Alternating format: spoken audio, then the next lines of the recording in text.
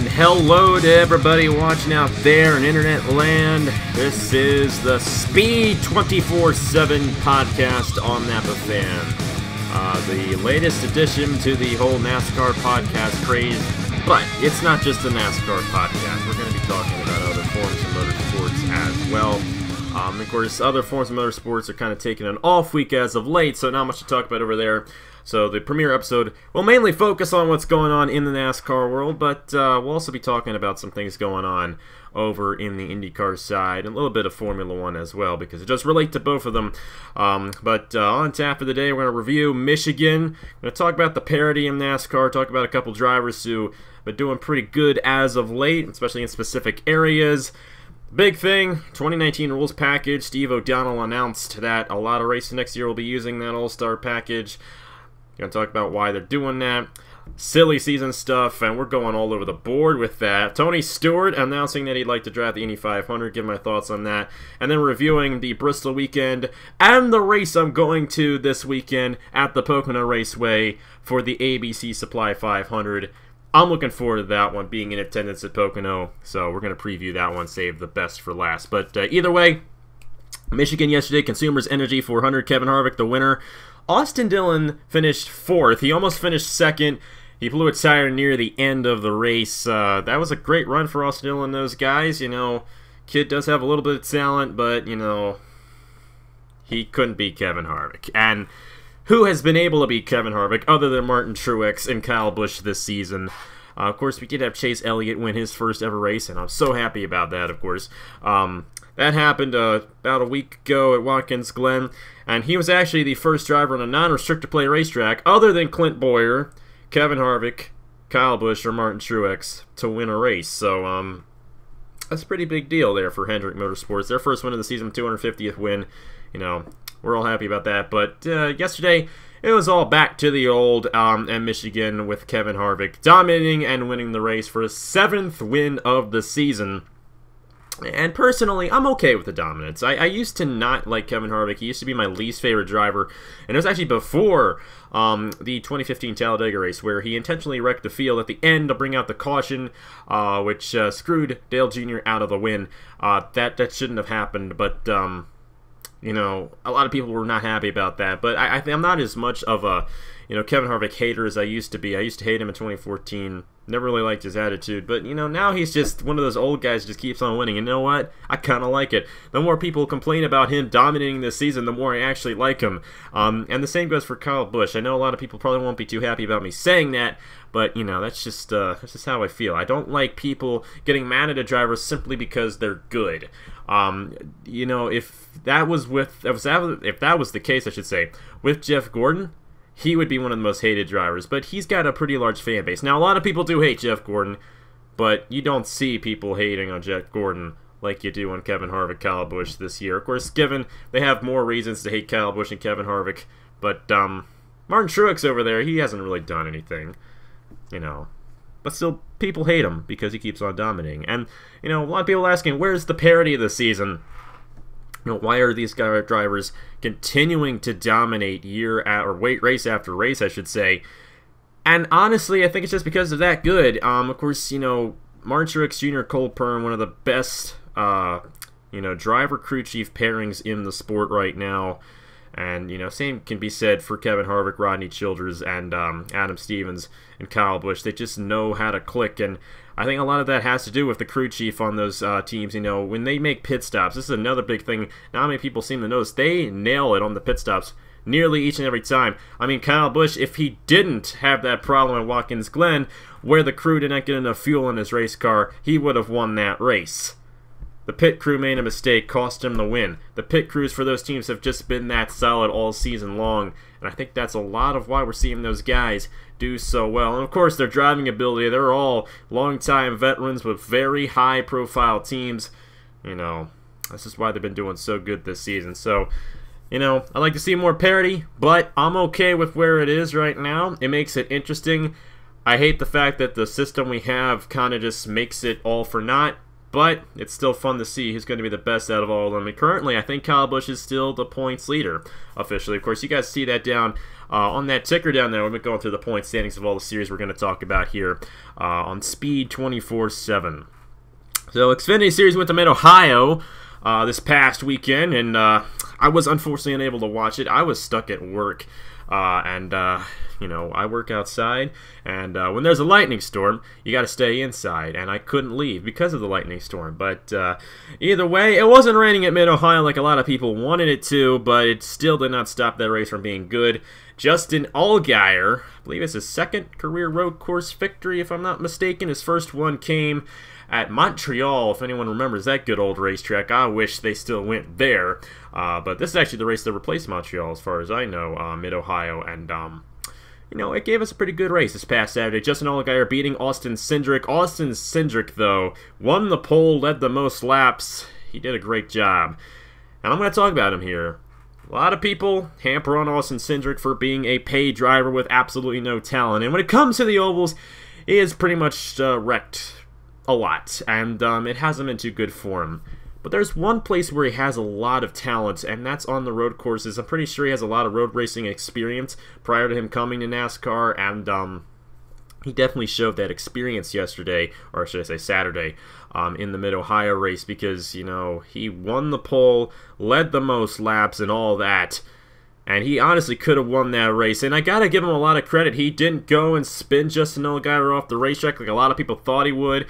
Unlike what he did at Canadian Tire last year to Kaz Grala. That kind of was a cheap move at that place. But I think he learned from that. He matured from that. And, you know, he was like, you know what? I'm not going to do that because that's not the right thing to do. So I give a lot of props to Austin Cindric. He has a talent in road racing. Personally, I think he would belong very well in IMSA full-time. I think he'd do pretty good over there. Of course, that's an all-road racing circuit. But either way, you know, his dad is the president of Penske Racing, so he's going to be around for a while, unfortunately. But hey, you know what? More road courses we have, the better he gets to shine. And, you know, I think he is pretty good at that. On the ovals, not so much, but it is good to see one of these paid drivers actually have some talent somewhere, and that's what I see out of Austin Cindric. Truck racing went to Michigan, and when the trucks go to Michigan, it's always great, and I always miss it too. Oh my goodness, when Brett Moffitt won the first time in Michigan a couple years ago, I couldn't believe it. This time, however, it was pretty believable. His fourth win of the season in the Camping World Truck Series, and he edged out Johnny Sauter for the win. Sauter wasn't too happy about it, but either way, Brett Moffitt is a good driver. Now, part of me wants to point Brett Moffitt's success to that team running the original Toyota engine. Of course, if you don't remember, the Camping World Truck Series is using, for most of the teams, a unified engine, NT1 engine. That's the same engine for everybody. As far as I know, that team Brett Moffitt drives for, which I can't pronounce, so I'm not going to try it, sorry. But they still use the original TRD engine as far as I know. And I don't know how much that plays into Brett Moffitt's success, but it has definitely played into it. And a lot of people are like, well, why does anyone sponsor him full-time? I'll guarantee you this. If Brett Moffitt did not win that race at Iowa, I don't think he would have been eligible for the playoffs, which means he would have missed one of the races because they did not have the sponsorship. Winning those races did get him some sponsors there, and while they not be full-time, they did get him to keep on going throughout this season, and we're going to see Brett Moffitt in the playoffs because of that. He is a threat to win this championship. It's going to be between Moffitt and Sauter, most likely. Of course, with the system we have, it could be, you know, who knows who.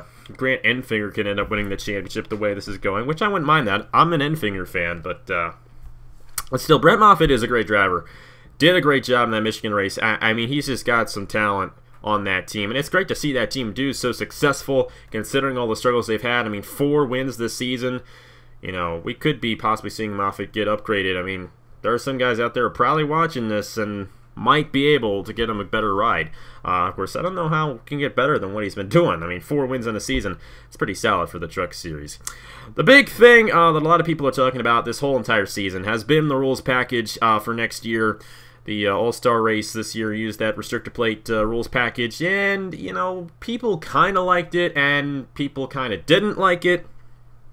But, you know, the big thing is, why is NASCAR going with it if so many people are saying they don't want it? Well, I think it just goes back to the parity thing. Of course, this season, it's been the big three: Kevin Harvick, Kyle Busch, and Martin Truex. And, you know, people have complained about that quite a bit. And I think if you look at NASCAR's, you know, state of mind right now, they're like, okay, we want people to, you know, be happy with the winners. If we go for this package, we'll get more variety of winners. A lot of people also complain about the racing at mile and halves. You know, I don't really think there's going to be much to solve that. Of course, racing at mile and halves used to be better, but, you know, they're not going to get rid of the mile and halves because of the contract, and they're not going to change the cars right away. You know, get the Gen 7 car out right away, because the logistics of that at this point would be a little too much. I mean, you can't just say, oh, we're going to have a new car next year. It takes time to develop it, and I think they're just in the early stages of developing that new car. So they're trying to think, okay, what can we do to make the racing more interesting for the fans who keep on complaining about Truex, Harvick, and Busch? And this is the result. You know, the response to the All-Star race is kind of mixed. A lot of people, you know, didn't like it, but a lot of people did like it. A lot of people were like, oh, that was great, that was exciting, and I think NASCAR sees all that. They saw a lot of positivity out of that by the fans. That's why they kind of went with it. A lot of people don't want it, but, you know, I honestly feel it's about a 50-50 split. I think 50% of the people want it, the other 50 do not want it at all. And, you know, NASCAR's kind of at a standstill where, well, we want, you know, parity to happen in the sport. I don't think it's a good idea to force it, but, you know, NASCAR's in a bit of a tough position. They want to make the fans happy with the winners and the racing, and they are listening. They want to get the racing to be better. I mean, you look around, people complain about how boring the racing is. This is the result of it. It's kind of our fault, and NASCAR isn't the brightest, you know, organization in the world, of course, so this is kind of the result that we're going to get.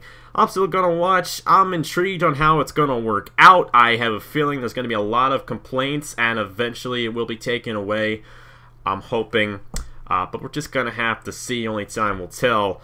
And I'll have to see what 2019 looks like because of that. So switching on, we're talking about 2019 here, and silly season is on. One of the bigger stories here that just came out today, and that's been swirling around a little bit, and this one kind of surprised me as well, is Ryan Preece. You know, this isn't official, so, you know, don't take my word for it, but Ryan Preece is expected to possibly replace AJ Allmendinger, I do believe, at JTG Doherty Racing. And I'm happy for him. You know, that's awesome for him to get a full-time Cup ride just like that. Of course, Ryan Preece driving for Joe Gibbs Racing as of late.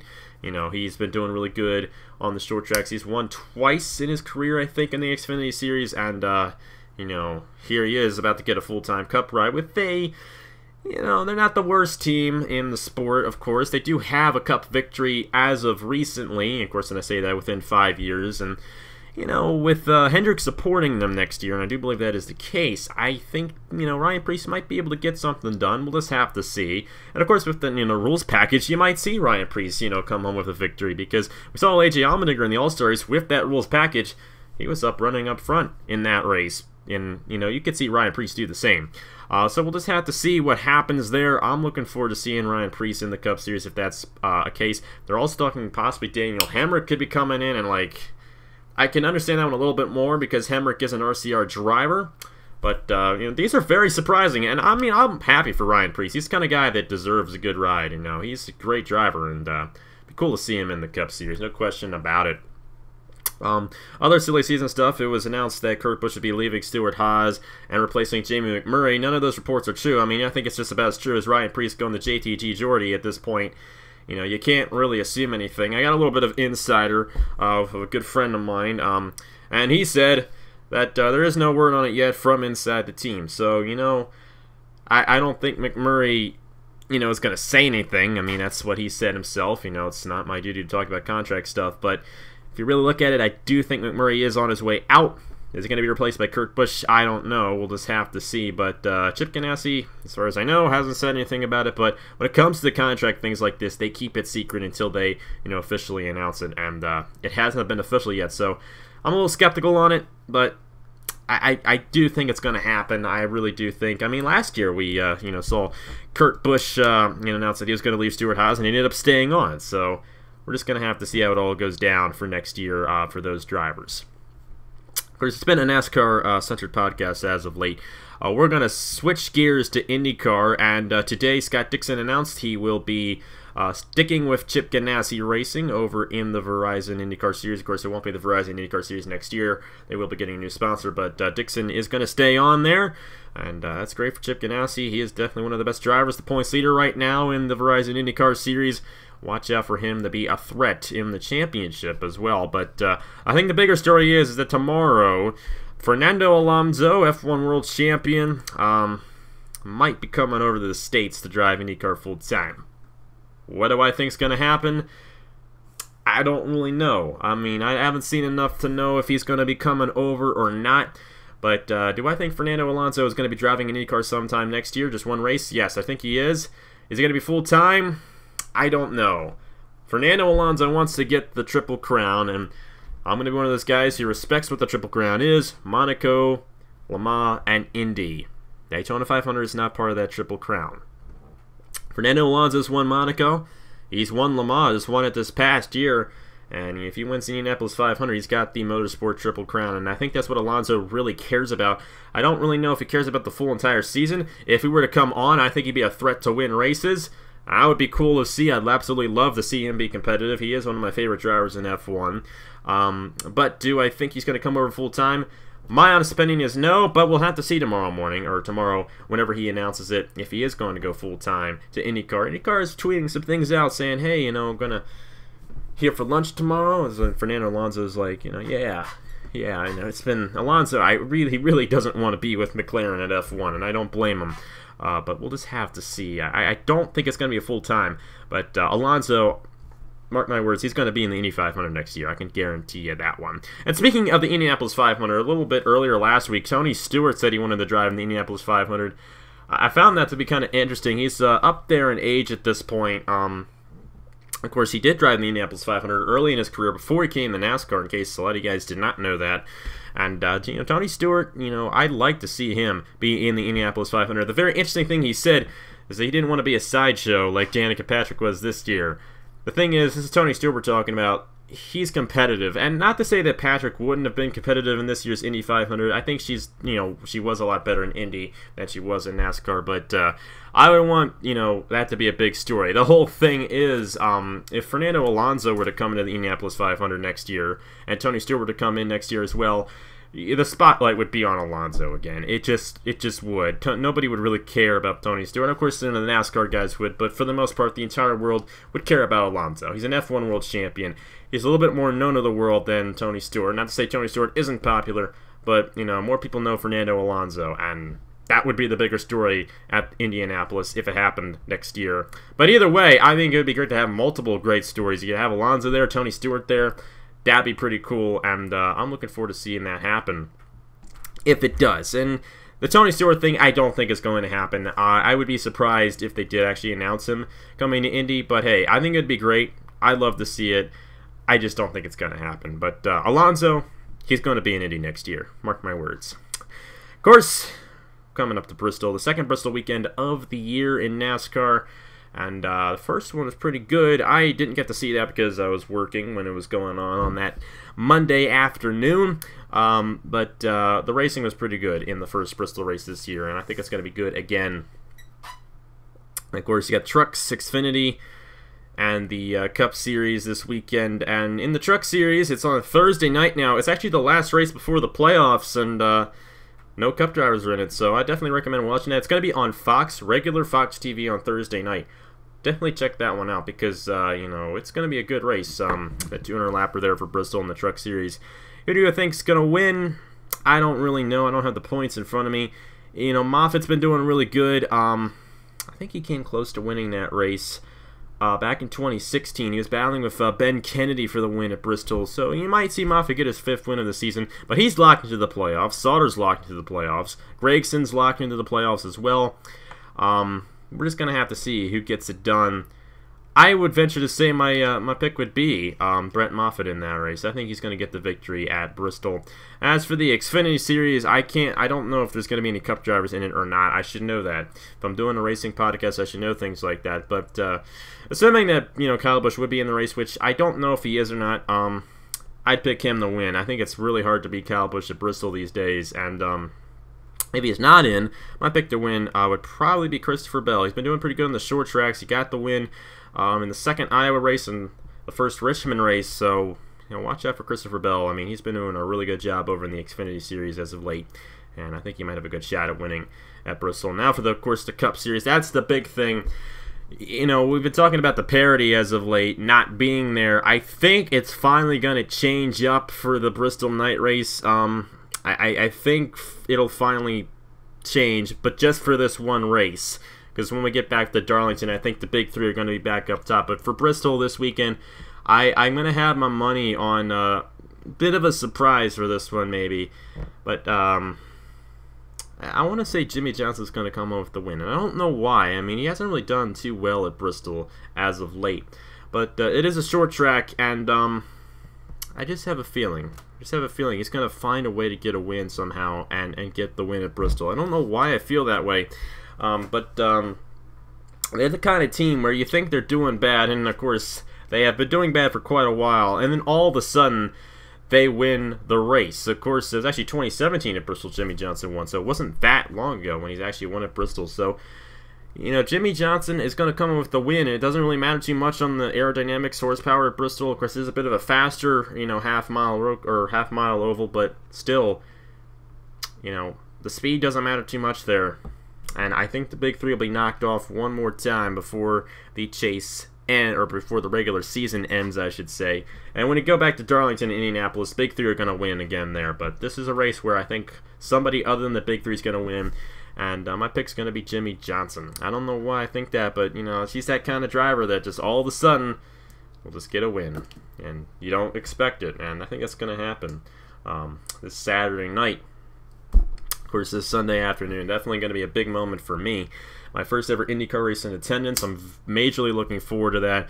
The ABC Supply 500 in the Verizon IndyCar Series at Pocono. And a lot of people were talking about how the racing at the Indianapolis 500 wasn't the best. And I understand that. It was a little bit different than what we have seen in past years. However, I think the racing is going to be a little bit better at Pocono. It was a while ago when IndyCar announced it. But they're going to allow the drivers to add more downforce. That was a big problem at Indy. It's a really hot day, and those cars were just spinning out like crazy. I don't think we're going to see that at Pocono, but with more downforce means that they will stay more tightly compact. I don't know what the weather's going to be on Sunday. I should probably find that out because I am going there.